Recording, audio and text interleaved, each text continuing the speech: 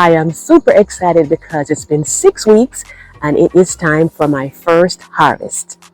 You're going to see all of the things that are coming ready for harvest, like my beans, that's the main one. I'll also show you like my pollinator flowers. And it's just to give you ideas that you can have a small space and you too can grow some food. If this is your first time here, my name is Marlene. Welcome to my home and garden channel. Now let's get to harvesting.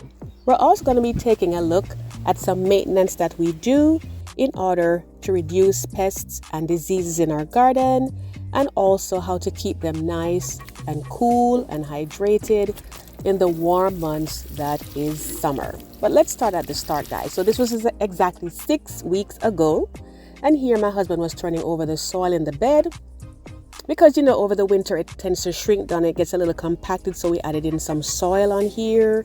We added in some compost, a little bit of aged manure, and then we planted our seeds directly into the ground. So it looks really, really good right there. This right here is 2 weeks after, and you can see how they were looking at this point. So over here we had our pumpkins that were coming up, and we had sowed those directly in the soil. We have a cosmos right there. We have some beans right here. We hadn't even put our trellis in at that point. That marigold, I had just bought that one from the store because the ones I planted, they were a little bit behind. You can see my salvia that just went by there. That's a perennial that comes back every year and it smells so nice. And then over here we have a sad looking beet, but that's transplant shock. It's gonna perk back up. We have some thyme right there, and we have more beans, and of course we have more things that are going to be coming in. Like I said, this is week 2, so we have things that are coming. Another marigold again that I bought, and my husband planted some malanga. Over here you'll see what those look like in a little bit. But this over here is week number 5, and at this point you can see that the beans, those cute little beans, are coming out. And so at this point we have a little visitor here. We just love when the birds come to our garden. They bring us such cheer, and we try to put things in place for them to enjoy. So over here now, this is week number 6. It is harvest day, guys, but let's go ahead and take a closer look to see what's going on in there. So you can see that the beans are showing, but let's take a look at the pumpkins first. See how they're looking nice and healthy. And I know we're going to have to thin them out because they can't all stay, but we'll just have to get to it as soon as possible. You can see the cosmos is looking good. Of course, there are going to be pests coming around because once the weather starts to get warm, that's their time to play. So they are going to come up. But guys, take a look at the beans. Isn't that wonderful? I just love growing beans. They have so many good uses apart from the fact that they're nutritious, and they taste really good. So I just love to plant them every year. And over here you see we have our trellis, and this is a trellis that my husband built himself. And just to show you how he did it, you got this mesh that you can buy at your garden center, and then we just use the rods to support it in the ground, and I think it looks pretty nice and it works really well. And these are the rods right here. You can get those at your garden center. Sometimes even Walmart may have them, and you can see that we have reused them because this was when we were putting them in at that 2-week time. This is how they were looking, and they work really, really well. So over here now, just to show you how it's looking, and it's really good to keep them off, to keep the leaves off the ground to avoid pests from crawling up easily. That tomato is looking a little bit yellow at the bottom, so we're going to have to feed it, but we'll talk about that further in the video. And the marigold is coming up. You can see how the salvia is looking here. Now it has a few blooms on there. It's blooming again because they bloom in the early spring, and then they bloom right throughout the summer. And they just smell so nice, and they keep pests away. You have some more cosmos right there, and I like to plant one behind the other so that way you have, when some of them get a little bit more mature, you have another one coming up behind it. So that's basically succession planting, which we love. This is a mystery plant right here. I'm not sure what it is. It smells like pepper. Looks a little bit like pepper, I think, but we'll see in a little bit exactly what it is. This is one of the tomatoes that my sister gave me. It's coming up real nice, and there you can see the cosmos. This one looks so good. And this attracts pollinators, which is what we want to our garden. It's very early in the morning right here, guys. Well, not very early, but it was like about 8 o'clock in the morning. So, like the little butterflies and stuff, they have not come out yet. But we just love when they come by because they help so much. And see our little beet right there? It's a little bit small, and I have a couple sprinkled here and there, but you can see that it came up and it's looking pretty good. It's my thyme right there, which blossoms, so I'm going to trim it back. And I did buy this tomato because I wanted one that was a little bit bigger just to be ahead of the other ones so I can have an early crop. Only thing is because we're late this year, it's gotten a little bit warm before the blossoms came out, so I hope they hold. If they don't, they'll fall off and they'll come up again once the weather levels out. Over here now we have some ginger. We have a ginger root right there, another tomato, and we planted some more beans after the previous ones just to make sure there's always something coming. That good old succession planting, we like to do that. And we have some more peppers down there and more cosmos, as you can see. And the beans, they absorb nitrogen from the atmosphere and they enrich the soil, so it's really good to have them.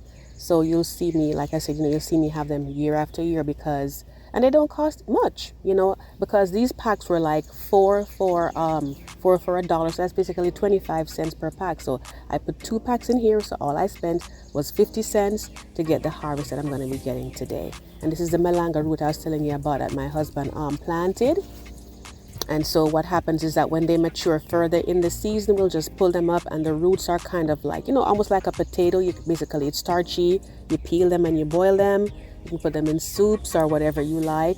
And you planted some more afterwards. Same thing again, the succession planting to make sure that you always have something coming up behind the other. Because guys, even with my flowers, that I like to always have something blooming at all times. And this is a little bit of an issue right here, which we'll talk about further in the video. We're going to have to get that taken care of. So we're definitely going to get to that, okay? But just to show you right here, this is actually a volunteer myrtle tree. It's about 3 years old. This is the first year it bloomed, and it did so many. We were quite surprised. We have our hummingbird feeder. Of course, he's not going to come now because I'm out here. And of course, we have water for the birds. And we do need to put some food in the bird feeder right there. Just a relaxing part of gardening. Now, I did want to say that this is why I typically wear gloves quite often when I'm harvesting my things, because look right here. Let's take a closer look in. See, that is a bug right there. See what it looks like right there? And this is actually a type of mealy bug, because I did some research. I'm just like, what is that? The first time I saw one was last year. This one is this year. See, it's running along on there in my grow bag, which we'll take a look at my grow bag further down in the video. But anyway, they're mealybugs. They look so strange. I'm just like, I'm going to have to go ahead and take that out. I am not leaving it on there. I thought it was alive, but that one is dead. So I used my pruners and I went and I trimmed it out because I just didn't want to have to deal with that at all. And again, the whole issue of the gloves, because some of them you never know what they might do. Stacy, I remember when you ran away from the lizard from gardening with Stacy, so I fully understand. You just don't want any unpleasant surprise, or at least not be protected from them. So now it's time to stop talking and start harvesting. So we went on in and started harvesting. And I used my pruners after I cleaned them off, of course, because we don't want to have any spread of pests and diseases. So I went in and I started taking them out one by one. And of course, you can use your finger to snap them off if you like. But sometimes I just get concerned that maybe I might end up ripping into the plants. I just snip them off. But you can use scissors if you like. You can use your hand or whatever works best for you. And if you're liking this video so far, be sure to give me a thumbs up. It certainly helps to get the video out to other people. It gives a good signal, that you're getting something from it. So we're still going in on our beans, so we have a lot more to go. And it's just so amazing how many you get from just one little spot. It doesn't have to be a lot. Over here, my husband went behind to go get some. And I just wanted to show you that they come behind the other because he's pulling out the bigger ones, but look at that. We already have some younger ones coming in. Next, I went and I got some of the thyme. And basically, I try to get them when they're not flowering because they say when they flower, it tends to reduce the flavor. And over here, similar situation with the rosemary. When it's blooming, I don't mess with it. I don't prune it unless I really have to. So over here, I went in and I harvested some. And rosemary has so many uses, guys. I love to drink the tea too, and I use it to do a lot of different things. So over here is our harvest of beans, guys, and our little one usage of the thyme. You can see the flowers look so nice right there. I didn't want to harvest them. I just said, let me just leave them and just let the pollinators enjoy them. This was about 2.5 pounds. And I gave my sister about a pound of it. And there's so many nice things you can make with it. So next thing now is maintenance, guys. Maintenance. A very important part of gardening. So what I do at this point is when I go in, I Check to see if there are any older leaves that may be touching the ground, on the soil, because it gives easier access to bugs to come up. And I also inspect the leaves if there are any insects. If there is one or two, I'll leave them. But if it looks like it's becoming too much, I'm going to go in and spray them. And you can use, like this right here, this is one that's definitely hiding under there. I will definitely spray this. And, I use insecticidal soap, but sometimes, I may just use something that's homemade. It just depends on what works best. But I'll link that in the description box if you ever wanted to get one of those. And it is organic, by the way. You can see those patches right there. I'm going in and taking them out because they're looking like they could be insects, but I'm thinking it may be a fungus. Either way, whenever your plant is diseased or if it's being infested by pests, it's best to go out and take out the damaged parts because they release hormones, like negative hormones, when they're, under attack like that. And it actually brings in more of the predator or more of the disease onto the plant. So it's best to just go in and take them out.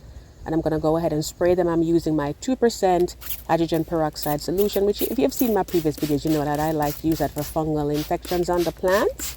It's just 1 part of the hydrogen peroxide in the brown bottle that you buy at the store to 2 parts water. And I just spray them. And I also make sure that I do it at a cooler time of the day. You don't want to spray anything on your plants when the weather is hot. It's too much stress for them at that point. Next thing of maintenance, guys, is watering. This was watered just 2 days ago, and look at it. See how dry it is because it's been so hot in my area. So an easy fix for that is to put mulch down. So we're going to talk a little bit about mulching, but these are the ones that I got. Before we go any further, I did want to say that if you want to follow along with my gardening tips, my gardening tours, and just to see what adventures pop up in the garden, be sure to hit the subscribe button and tap the notification bell twice so you never miss an upload. Before I go ahead and put my mulch down, though, the first thing that I do is to go in and pull any weeds that are out there, because when you have weeds in your garden, they tend to pull away nutrients that the plant would want, as well as water. And then I go in and I make sure I give it a good soak. See here, I'm not even putting the sprinkler head on. I'm just going in and just soaking everything out, because the main thing is to make sure before you put the mulch on top that it's really wet down there, and then you can add the mulch on top of it. So this is what I'm using here. And be sure to back it off a little bit from the root so that way you don't have easy access for the insects. This is a brown mulch that I'm using, but you can use, like straw hay. That's kind of like maybe the best one to use for the garden. But I don't have that, so I'm using what is available to me, and this is what it's looking like here. And I really, really like how it turned out. I think it looks wonderful. It looks neat. And I know that my plants are happy because they're going to be protected from the heat. Now, bear in mind, though, that when you put this on, especially if it's dry, because this was a little bit moist, but if your mulch especially is dry, you will want to go in and water it afterwards, which is what I did. And again, I did not put the sprinkler head on. I just gave it a good soak to make sure that it was thoroughly soaked out.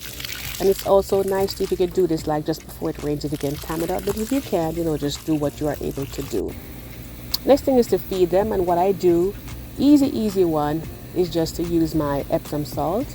I use 2 tablespoons of Epsom salt to 2 gallons of water and just give it a good shake. And what it actually does is the magnesium that is in the Epsom salt is good for the production of chlorophyll, which makes the leaves nice and green and healthy. And then I just go in and I add it. Especially the tomatoes, they absolutely love it. And I do this every year. You can water it that way maybe like every 2 weeks or so, or 3 weeks, depending on what you're able to do. Now, to get them nitrogen into their system, there are different things you can use. I use fish fertilizer for that, and I use this maybe like just once per month. You can see the proportion there. Nitrogen to phosphorus to potassium, 5-1-1-1, or I should say 5-1-1. And that actually helps the plant in that way. Doesn't smell very pleasant, but nitrogen stuff, most times they don't. Because even if you make compost, you know how that smells already. But, it helps the plant and it's not going to hurt them. So this is what the fish fertilizer looks like. And then, of course, you have to dilute it. And in a similar way, and of course, I use disposable spoons in this case. So it's two tablespoons of that to 2 gallons of water. And over here, I have a grow bag. This is another option for small space gardening, guys. I'm actually growing chayote, and this is the first time that I'm actually doing it. So I'm so happy that it came up. And I'll do a video at some point in the future to show you step by step how I got it to start growing, and then how I planted it and have it come up here. And of course, you need to have your trellis behind so it can come up. This bag, I'm going to put some ginger in there in another week or so. And over here, we have some sweet potatoes. It's looking a little rough there though. And I had to put the sticks to keep the chipmunk out because he just loves to come over there and start digging around. So hopefully it makes it, but we'll see. But anyway, the next thing is to go ahead and add in my fertilizer that I just made, the fish fertilizer, the solution. So I went ahead and I added it in a few days after. And this basically, really helps to nourish them. And, like I said, I do it like once every 4 weeks. Not so often because I just do it as I figure it needs it. And it really helps these plants a lot. It's really like the tomatoes, it really goes so well on there. And the beets, of course, they're going to be loving that. And I put some on the flowers as well too. And if you wanted to see, how we planted these beneficial flowers and even to start this garden this year step by step, be sure to check out this video, which I'm going to be linking at the end for you. And then you'll see exactly what we did.